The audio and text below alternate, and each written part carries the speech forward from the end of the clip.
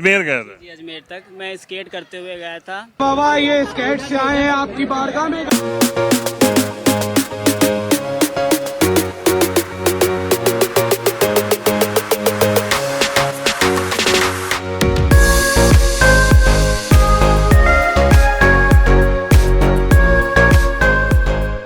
क्या नाम है आपका? धारवी। अच्छा, स्पोर्ट्स इंसान की ज़िंदगी का ऐसा हिस्सा है जैसे कि पढ़ाई होती है। इंसान शुरुआत में खेल को खेल के तौर पे लेता है, एक शौक़ की तरह लेता है। बहुत सारे अलग अलग स्पोर्ट्स हैं, आपके शौक़ पे डिपेंड करता है। लेकिन वही शौक़ जब जुनून बन जाता है तो फिर आप कुछ ऐसा करते हैं जो ज़माने में हट के होता है। ऐसा ही कुछ किया है फैज़ मलिक ने, हमारे साथ फैज़ मलिक हैं। और स्केटिंग का भी इनका जो ये देख रहे थे, स्केटिंग के ये ट्रेनर हैं, लोगों को, बच्चों को ये स्केटिंग की ट्रेनिंग देते हैं। फैज़, कब से ये शौक़ शुरू हुआ है? ये शौक़ तो मुझे बचपन से था लेकिन कभी कर नहीं पाया। तो फिर एक दिन मैं वीडियो देख रहा था कि स्केटिंग की, तो मेरे अंदर भी एक जुनून आया कि क्यों ना मैं भी जब सब कर लेते हैं तो मैं भी कर लूँगा। तो फिर मैंने उसी दिन से स्टार्ट किया, मैंने स्केट मंगवाई। कितने कितने एज थी आपकी जब आपने इसकी शुरुआत की?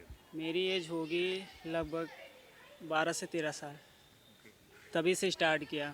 तो मैंने वीडियो देखा, वीडियो देख के ही बस स्टार्ट किया था कि जब सब कर ले रहे हैं तो मैं भी कर लूँगा। तो उसके बाद मैंने स्केट मंगवा ली और तब से ही प्रैक्टिस स्टार्ट कर दी घर ही में। नहीं, मतलब प्रॉपर ट्रेनिंग ली थी आपने कि खुद से ही सब सीख लिया? नहीं, ट्रेनिंग वगैरह तो कहीं नहीं ली। मैंने सोचा था क्योंकि यहाँ पे तो कहीं कुछ था नहीं ऐसा, तो लखनऊ में था तो मैंने एक दो बार गया भी, तो मुझे काफ़ी दूर भी लगा और घर वाले भी परमिशन नहीं दे रहे थे इतनी दूर जाने के लिए कि डेली का अप डाउन।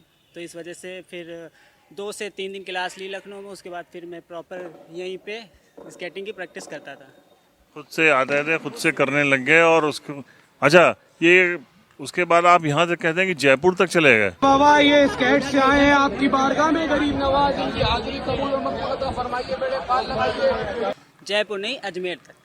अजमेर गए थे। जी अजमेर तक मैं स्केट करते हुए गया था और मतलब मैं देख रहा था कोई पैदल जा रहा है या कुछ, तो मतलब सब जगह का नाम हो रहा, तो मैंने सोचा क्यों ना अपने बाराबंकी से भी मैं जाता हूँ स्केट करते हुए और लोगों को भी अच्छा लगेगा कि हाँ कोई अपने बाराबंकी शहर से जा रहा है।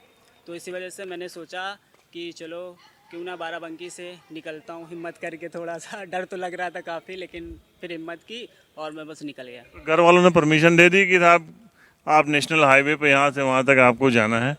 नहीं, घर वाले तो परमिशन, किसी के घर वाले भी हो तो परमिशन नहीं देंगे। तो ऐसा ऐसा ही था कि मेरे घर वाले भी परमिशन नहीं दी थी, लेकिन मैंने जब ज़बरदस्ती की या मतलब कोशिश मैंने की कि मुझे नहीं जाना ही जाना है, तो फिर बस मैंने घर वालों से परमिशन ली। वो दिया, मतलब दे नहीं रहे थे। अकेले ही निकले थे? नहीं, अकेले मैं नहीं निकला था, क्योंकि बस इसी वजह से तो घर वाले डर रहे थे कि अकेले जाओगे हाईवे वगैरह मिलेगा। तो फिर मेरा एक फ्रेंड था लखनऊ का, वो भी स्केटिंग करता है, तो फिर मैंने उससे कॉल की और उससे पूछा, तो उसने बोला कि मेरे भी घर वाले परमिशन नहीं देंगे। तो मैंने कहा कोशिश करो थोड़ा सा, तभी निकल पाएंगे, वैसे नहीं निकल पाएंगे। तो फिर उसने भी किसी तरीके कोशिश की, फिर दोनों लोग साथ में निकले। कौन सा मौसम था, किस डेट में, किस तारीख में गए थे आप लोग यहाँ से? हम लोग निकले थे यही जून में निकले थे। अरे गर्मी में निकल गए? घर में निकले थे। तो क्या रोड मैप बना के गए थे कि कैसे क्या होगा, रास्ते में कोई दिक्कत आएगी तो क्या? मैप वगैरह हम लोग कुछ नहीं बना के गए थे, बस ये था कि हम लोगों को जाना था तो बस निकल गए। बस सोचा था कि आगे जब निकलेंगे तो कुछ दिक्कत होगी तो मैप वगैरह पे देख लेंगे, लेकिन ऐसा कुछ नहीं हुआ। जब हम लोग आगे बढ़ते रहें तो वहाँ के लोग मिलते रहें और मिलने के बाद फिर वही बताते रहे कि आगे का रास्ता कैसे। क्या पहले सोशल मीडिया पे पोस्ट किया हुआ कि हम लोग यहाँ से अजमेर जाएंगे? जी जी ऐसा ही था। तो बाराबंकी से निकले, किस वक्त निकले थे आप लोग? हम लोग निकले थे वही सुबह के टाइम, वही 10 बजे के टाइम मैं यहाँ से निकला था बाराबंकी से। उसके बाद फिर मैं वहाँ से 1 या 1:30 बजे लखनऊ से फिर निकला हूँ पहुँचते पहुँचते। कहाँ, किस शहर में पहला स्वागत हुआ तो आपको लगा कि यार लोग रुके, मिले आपसे? कहाँ हुआ था सबसे पहला? सबसे पहला स्वागत हमारा हुआ था कन्नौज में। अच्छा, कन्नौज में। जी जी कन्नौज में। किसने किया था? लोग मिले थे रोड पे? नहीं, रोड पे नहीं मिले थे। जैसे कि अब हम लोग निकल रहे ना तो बहुत से मैसेजेस आ रहे थे इंस्टाग्राम पे कि भाई आइएगा तो मुलाकात करके जाइएगा, और मतलब हर जगह से भी मैसेज जहाँ जहाँ मैं पहुँच रहा था उससे पहले मैसेज आ जाते थे कि अगर आप इधर से आ रहे हैं तो मुझे मैसेज ज़रूर करिएगा, मुझे आपसे मुलाकात करनी है, मिलना है। तो बस इसी तरह कितने किलोमीटर की जर्नी करते थे? मैं पर डे का मतलब फर्स्ट डे जो था मेरा 100 किलोमीटर का था, सेकेंड डे जो था वो भी 100 किलोमीटर का था, फिर उसके बाद लास्ट डेट जब मतलब लास्ट डे बचा तो 140 का 140 बाराबंकी से जब चले तो पहला स्टे कहाँ किया? कानपुर में। कानपुर में। जी कानपुर में। अच्छा। जी और उसके बाद उसके बाद फिर कन्नौज में, क्योंकि वहाँ कानपुर से कन्नौज भी लगभग 100 किलोमीटर है, तो फिर उसके बाद स्टे वहाँ पे किया था हमने। 100 किलोमीटर पे आप लोग स्टे कर रहे थे? 100 उसके बाद 70 80 90, लास्ट टाइम तो 140 किया था, क्योंकि वहाँ पे कोई साधन मतलब मिल नहीं रहा था, रूम वगैरह या कहीं मस्जिद वगैरह कुछ ऐसा कुछ दिख नहीं रहा था, तो इस वजह से हम लोग करते रहे लास्ट में। ये बताइए कि कहाँ मतलब कोई ऐसा हुआ, कोई आपको मिला हो जिसने बड़ा साथ दिया हो जो आपको याद हो? नहीं, सबने साथ दिया। मैं जहाँ जहाँ पे गया, आगरा में गया था तो एक भाई थे आसिफ भाई, वो पुलिस वाले थे, उन्होंने भी बहुत सपोर्ट किया हम लोग। क्या क्या सपोर्ट किया? यहाँ तक कि एक भाई के जैसा भाई नहीं होता, बड़ा भाई, उसी की तरह ख्याल रखा। आप समझ सकते हैं कि कैसे वो ख्याल रखते हैं और कैसे नहीं रखते। जैसे खाने से लेके रहने तक, घूमने से लेके, जहाँ भी मतलब कुछ होता था तो वो हम लोगों को लेके जाते थे। जहाँ स्टे करते थे तो वहाँ आप लोग फिर वो शहर घूमते भी थे? जी जी, वो शहर घूमता भी था। क्या क्या देखा वो आप लोगों ने इस दौरान इधर से जाने? लेकिन देखिए अब ये था ना कि अब हम लोग घूम रहे थे तो काफ़ी कमेंट्स आ रहे थे कि आप लोग जियारत करने गए हो या घूमने गए हो, तो इस वजह से हम लोग ज़्यादा घूमते नहीं थे कि जो भी अगले लोग हैं वो भी मतलब कुछ कहें ना कि मोटिव था कि जो है अजमेर जाने का, मेन आप लोग अजमेर की जियारत पे निकले थे? बस वही था कि अजमेर ही जाना है। तो आगरा में स्टे किया तो ताजमहल देखा था? महल वगैरह देखा था। स्केटिंग करके गए थे वहाँ पे? स्केटिंग वो पूछा था मैंने, आसिफ भाई से पूछा था कि क्या हम लोग उसके अंदर स्केटिंग कर सकते हैं, तो उन्होंने पूछा कि देखो परमिशन होगी नहीं, लेकिन उन्होंने जो कोशिश की, परमिशन लेने की कोशिश की कि क्या अगर आगरा में मतलब स्केटिंग चला सकते हो, लेकिन परमिशन नहीं मिली, इस वजह से हम लोग बस ऐसे ही घूमने गए थे। अच्छा, ऐसा हुआ था कि कहीं कोई प्रॉब्लम हुई हो, कहीं कुछ पुलिस वालों ने रोका हो रास्ते में आपको? नहीं, प्रॉब्लम तो हुई थी हम लोगों को भरतपुर में। तो भरतपुर में हम लोग जा रहे थे तो एक पुलिस स्टेशन पड़ा हुआ था, तो वही मतलब भरतपुर के आगे जस्ट, तो बस वहीं से हम लोग निकल रहे थे तो पुलिस वाले कुछ खड़े हुए थे, उस टाइम तो नहीं बोले, फिर पीछे से जीप लेकर आए, फिर बोला कहाँ जा रहे हो, मतलब ये रोड पे चला रहे हो और अभी कुछ हो जाएगा, मतलब उन लोगों को नहीं पता था कि मतलब हम लोग ट्रैवल कर रहे हैं, तो इस वजह से यही बोला था कि बस अभी तुम्हें कुछ हो जाएगा तो रोते रोते आओगे हमारे पास, तो बोला कि उतार दो यहाँ पे। तो हम लोगों ने भी तुरंत उन लोग की बात मान ली, हम लोगों ने फिर ज़्यादा मतलब कुछ बोला नहीं कि हम लोग ट्रैवल करें या कुछ नहीं, ऐसा कुछ नहीं। तो हम लोगों ने बस तुरंत वहीं पे स्केट उतार दी, बस थोड़ी देर के लिए मतलब ऑटो कर लिया, थोड़ा सा आगे उतर के फिर से हम लोगों ने ट्रैवल स्टार्ट कर दिया, अपना जो ट्रैवल था वो फिर से अपना अच्छा, उसके अलावा कहीं जयपुर रायपुर पहुंचे तो कहीं कहीं रास्ते में और? जयपुर रायपुर तो काफ़ी अच्छा सिटी है, हम लोगों को मतलब काफ़ी, मुझे घूमने के लिए मुझे ऑटो वगैरह की कोई ज़रूरत ही नहीं पड़ी, क्योंकि काफ़ी अच्छी रोड है वहाँ की। तो हम लोग जहाँ भी जाना था, चाहे वो आपका क्या बोलते हैं उसको, हवा महल है और आमेर फोर्ट है, तो जहाँ जहाँ भी हम लोग को जाना था तो आमेर फोर्ट भी चले गए? वो तो काफी हाइट पे पड़ता है। उसके ऊपर तक हम लोग जयगढ़ मतलब वो आमर फोर्ट है जो है, उसी के ऊपर हम लोग स्केट करते हुए पहुँचे थे। फिर जब पहुँच गए वहाँ तो पैदल चलना ही बड़ा मुश्किल होता है इतनी हाइट पे। वो जो सीढ़ियाँ थी हम लोग उसके ऊपर चढ़ के गए थे, और उसके ऊपर चढ़ के गए थे। उसके बाद फिर हम लोग फतेहपुर सीकरी में जो 52 गेट हैं, 52 जो जीने हैं, हम लोग उसके ऊपर चढ़ के गए थे।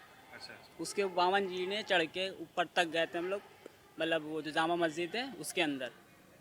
फिर बाहर ही उतार दी थी, उसके बाद फिर अंदर नमाज वगैरह पढ़ी फिर। अच्छा, अजमेर कितने दिन में पहुंचे आप फिर?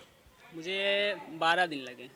वहाँ जब पहुंचे तो वहाँ पता था लोगों को कि आप आ रहे हैं? वहाँ लोग मिले थे आपसे कि? लेते हैं, लेकिन जितने लोग हम लोगों को फतेहपुर सीकरी हुआ और आपका छिबरामा हुआ, कन्नौज हुआ, ये सब मतलब जहाँ जहाँ भी गए अच्छे से मतलब इज्जत की, और ये नहीं था कि मतलब कोई। अच्छा, घर वाले इस बीच फिक्रमंद रहते तो कॉल वॉल आती रहती होंगी? नहीं, कॉल तो घर वाले, किसी के भी घर वाले हो तो फिक्रमंद तो रहेंगे। और गर्लफ्रेंड की? नहीं, गर्लफ्रेंड तो है ही नहीं, खैर। मतलब माइक कैमरे पे नहीं है कि नहीं है? नहीं, है नहीं। अच्छा, ये बताइए, फिर ये एक जुनून, एक शौक, फिर एक प्रोफेशन बन गया। अब आप बाकायदा बच्चों को ट्रेनिंग देते हैं, तो जो बच्चे सीखना चाहते हैं उनको कितना टाइम लगता है इसको सीखने में? देखिए, अगर बच्चा एक्टिव है, ठीक है, ये स्केटिंग ऐसी चीज़ है कि आप इसको जितना सीखोगे उतना ही कम है। तो अगर बच्चा एक्टिव है तो उसको बैलेंसिंग में मान के चलिए 15 डेज लग जाएंगे। अच्छा, कोई बड़ा भी अगर सीखना चाहे तो सीख, इसमें एज का वो नहीं? नहीं, एज का कोई वो नहीं, बस जुनून होना चाहिए कि मुझे सीखना है। अभी बचपना ये नहीं कि बच्चे ही सीख सकते हैं, अगर बड़ों को भी है सीखने का वो जुनून है थोड़ा सा गिरने वरने का वो? ऐसा कुछ नहीं है, क्योंकि बड़े समझदार होते हैं, बच्चे थोड़ा सा नहीं समझदार होते हैं, क्योंकि वो पता है अगर मैं बताऊंगा कि ऐसे करना है तो फिर वो ऐसे ही करेंगे। ठीक है। आप गिरते थे जब शुरू में सीख रहे थे? स्टार्टिंग में मैं बहुत चोट वोट लगी? बहुत चोट लगी है, बहुत ज़्यादा चोट लगी है। ट्रेनर नहीं रहा होगा इसलिए? इस वजह से, हाँ, ट्रेनर नहीं था, कोई बताने वाला नहीं था, कोई सिखाने वाला नहीं था, बस खुद से जो सीखा। यहाँ शुरू में सीखा होगा और सिटी में निकलते होंगे तो खुद को भी थोड़ी सी झेप लगती होगी, या लोग भी कहते होंगे मैं कि ये नहीं, देखिए अब स्टार्टिंग में मैं जब निकलता था ना तो लोग देखते थे तो कुछ लोग गलत भी बोलते थे। तो मैं स्टार्टिंग में क्या, हेडफोन आता तो मैं कान में लगा लेता था, ना मैं किसी की सुनूंगा और ना मैं कुछ बोलूँगा। तो इस वजह से मैं हेडफोन, फिर उसके बाद फिर थोड़ा सा मुझे वो लगा कि हाँ मेरे लिए खतरा है, तो उसकी वजह से हेडफोन निकाल लेता था मैं। फिर अब जिसको बोलना है वो कितने साल हो गए अब आपको ये? लगभग हो गए हैं 6 साल हो गए हैं, 5.5 से 6 साल हो गए हैं। अब क्या आप बात कर रहे हैं चोट की, तो मैं बता दे रहा हूँ। तो चोट मेरे स्टार्टिंग में बहुत लगती थी, तो मेरी जो अम्मी थी ना, तो मैं जब रात में जाता था तो वो सबसे पहले मेरे पैर देखती थी, कहीं ऐसा तो नहीं कि कहीं चोट लगा के ले आया हो या कुछ ऐसा हो। तो तो इसी वजह से मतलब स्टार्टिंग में काफ़ी गिरता, तो अब तो खैर ऐसा नहीं है, अब इतना नहीं गिरता हूँ। तो पहले तो स्टार्टिंग में बहुत गिर, तब क्या था, सीख रहा था स्टार्टिंग। ये शौक धीरे धीरे पूरा आपकी ये दुनिया ही बन गई, आप इसी में इन्वॉल्व हो गए है ना? बस उसके बाद फिर मैंने वीडियो बनानी स्टार्ट कर दी, और वीडियो सोशल मीडिया पे भी आ गया। तो सोशल मीडिया पे किस नाम से, किस उससे है आपका? मेरा चैनल है उस पर 12 बंकी स्केटर के नाम से, जो है 1-2 बंकी स्केटर जी, उस नाम से मैं चलाता हूँ। इस समय मेरे 40.6 के फॉलोवर हैं उस पर। और जब तो आप पॉपुलर उससे हो गए होगे, लोग है ना? जी, बिल्कुल बिल्कुल, क्योंकि लोग, मेरी पहचान उसी से, लोग उसी के नाम से, मेरे नाम से कोई नहीं जानते, स्केटर के नाम से सब जानते हैं। बाराबंकी में भी है, बाहर भी है, कोई नाम से नहीं जानता, सब स्केटर के नाम से ही जानते हैं। जो आपके फैन है उनके मैसेजेस आते होंगे उसके बाद? और जब मैं अजमेर के लिए गया था तब तो बहुत आए थे, मैं बहुत लोगों को रिप्लाई भी नहीं दे पाया था। तो यहाँ से ज़्यादा आपको नहीं लगता कि अगर आप लखनऊ वगैरह में जाए तो वहाँ स्कोप ज़्यादा है? लखनऊ में तो स्कोप है ही, लेकिन अब इसीलिए अब जब से मैंने स्टार्ट किया तो काफ़ी बच्चों को मैं देख रहा हूँ, इंटरेस्ट ले रहे हैं और कर रहे हैं। और अब तो खैर स्कूलों में भी होने लगा है स्केटिंग का, बहुत से स्कूलों में मैं खुद सिखा रहा हूँ, जैसे वो बाबा गुरुकुल हो गया और वेदम हो गया, और ये खुद का तो मतलब ये यहाँ पे तो बच्चों को सिखाता ही हूँ। अच्छा, इन स्कूल में आप एज अ ट्रेनर हैं? जी, वहाँ पे ट्रेनर हूँ मैं। तो ये जो आपने शूज़ पहन रखे हैं, बच्चों के शूज़ हैं, ये कितने के आते हैं? ये मेरा तो है ऑक्सिलो कंपनी का है, ये है 10,000 रुपये का। और वो जो बच्चे चला रहे हैं वो तो बेसिक वाले हैं, वो हैं 1800 रुपये के लगभग समथिंग। मतलब 1800 से शुरुआत होती है इनकी, फिर वो 10,000, और फिर आपके ऊपर डिपेंड के करता है? बाद डिपेंड करता है, क्योंकि अब आप जितना सीखोगे तो उतना ही आप अच्छी। इसमें क्या खास क्या रहता है इसमें? इसमें जो खास है वो है बैरिंग, इसमें जो सारा खेल है सब बैरिंग का है। हाँ, तो बैरिंग जो है, तो इसकी एक बैरिंग है 600 रुपये की, यानी एक व्हील में 2 बैरिंग लगी हुई, 1200 रुपये की सिर्फ इसकी बैरिंग है। यही खराब होती होंगी ज़्यादा? बैरिंग खराब होती है, व्हील घिस जाती हैं, बाकी और सब तो मजबूत रहता है, कोई फ्रेम वगैरह भी एल्युमिनियम का कोई दिक्कत नहीं रहता है, बस जो है इसका बैरिंग और व्हील, बस यही रहता है। मैन इसका यही है, बैरिंग। ये आप चेंज कर लेते होंगे? हाँ, चेंज कर लेता हूँ या फिर न्यू ले लेता हूँ, दूसरी ले लेता हूँ मेरे पास। आगे आगे ये बताइए कि आगे क्या सोच रखा है आपने कि इसमें प्रोफेशन इसको ही बनाना है अपने? नहीं, बनाना तो इसी को है, क्योंकि मैं काफ़ी दिनों से मेहनत कर रहा हूँ कि मैं इसी में आगे बढ़ूँ, और बस यही सोचा है कि अब नेक्स्ट ट्रैवल करना है मुझे। कहाँ का? वो मैंने सोचा है हाजी अली का, सोचा है मैंने कि मैं वहाँ तक ट्रैवल इसी से स्केट करते हुए जाऊँगा। जी। तो इसके लिए तो ये भी होता है, जैसे आप यहाँ से जा रहे हैं तो जो ज़िला प्रशासन है उसकी तरफ से भी उसको इन्फॉर्म कर सकते हैं, एक लेटर ले लेंगे तो फिर आगे आपको कहीं पुलिस या कोई ऐसा? लेकिन इस टाइम जब मैं अजमेर के लिए गया था तब तो मैंने ऐसा कुछ नहीं सोचा था, लेकिन अब जब हाजी अली के लिए जाऊंगा तो मैं परमिशन ले लूँगा यहाँ के डीएम सर से और बाकी ज़िला प्रशासन से। मैं हाँ, डीएम साहब को आप बताएंगे तो उनकी तरफ से जो है, जो नॉर्म्स होते होंगे उसको फॉलो करते हुए वो परमिशन दे देंगे। जी बिल्कुल। और कब तक हाजी अली के मज़ार पे आपने जाने को सोचा है? ये वही 2026 में सोचा है। जी वही यही मतलब जो जिस टाइम में गया था जुलाई या जून में। ये मौसम क्यों आता, जाड़ों का मौसम क्यों नहीं सेलेक्ट कर? जाड़ों का मौसम का ये मैंने इसलिए मतलब चूज़ किया क्योंकि जाड़ों में अगर मैं जाऊंगा तो फिर काफ़ी कपड़े लेकर जाना पड़ेगा और दिन भी छोटे होते हैं। दिन भी छोटा होता है और काफ़ी वेट भी हो जाएगा बैग का। अभी मैं जब गर्मी में गया था तो काफ़ी 14 किलो का बैग ही था और ये 5 kg की स्केट। इधर से गए थे आप तो बहुत गोरे चिट्टे हैं, लौटे होंगे तो थोड़ा ट्रेनिंग हो गई हो। ये बिल्कुल मैं काला हो गया था मैं खुद को नहीं पहचान पा रहा था, इतना काला हो गया था तो काफ़ी टाइम लगा। फिर उसके बाद फिर ये हेलमेट वगैरह लगा के नहीं गए थे? नहीं, मैं तो हेलमेट लगा के नहीं, मैं गया था हेलमेट ही लगा के, लेकिन मेरा हेलमेट जो था वो रूम पे जहाँ पे रुका था वहीं पे भूल गया था। चलिए, उम्मीद करते हैं अगले टाइम आप हेलमेट भी नहीं बोलेंगे, फुल प्रोटेक्शन करेंगे और हाजी अली जाएंगे और इससे ज़्यादा लोग आपको रास्ते में मिलेंगे, इससे ज़्यादा आपका स्वागत करेंगे। और कहते हैं ना कि जो जिस भी चीज़ में जुनून हो, आप पैशनेट हैं तो वो ज़रूर पूरा होता है।